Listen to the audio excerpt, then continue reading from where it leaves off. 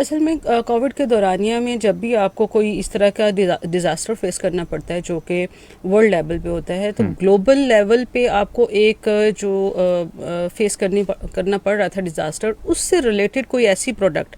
جو کہ کچھ خاص کنٹریز ہی اس کو ڈیل کر رہے ہوں، تو ڈیفینیٹلی اس میں پاکستان بھی ایک تھا، ون آف دیم. بالکل. تو پاکستان کو ایج ملا اس کووڈ کے دورانیے میں کہ وہ پروڈکٹ اگر اس دورانیے میں جو میڈیکل فیسلٹیز میں یوز ہو رہی تھی تو اس کی پروڈکشن کے آرڈرز جو ہیں وہ انٹرنیشنل لیول پہ بہت زیادہ ہمارے پاکستان کو جو ہے وہ اس وقت اویلیبل تھے.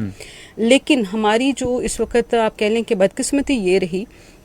ہمارے جو جتنے بھی انڈسٹریلسٹ تھے، اگر وہ ان پارٹیز کو یا انٹرنیشنل لیول پہ اس ایکسیس کو پراپرلی یوز کرتے اور اس کو کنٹینیوٹی کے ساتھ کچھ انوویشنز کے ساتھ کچھ نئی چیزیں کچھ نئی پروڈکشنز مارکیٹ میں لے کے آتے، تو گلوبل مارکیٹ میں یہ خود کو سسٹین کر سکتے تھے. تو انہوں نے سسٹینیبلٹی کی طرف جو ہے وہ فوکس نہیں کیا، بس جو اپرچونٹی ان کو ملی اس اپرچونٹی کو انہوں نے جو ہے وہ فوری طور پہ اویل کیا. اویل کرنے کے بعد جو ہے وہ اپرچونٹی اپنے ڈیزاسٹر کے ختم ہونے کے ساتھ ہی جو ہے وہ اپرچونٹی بھی ختم ہو گئی. بالکل صحیح ہے.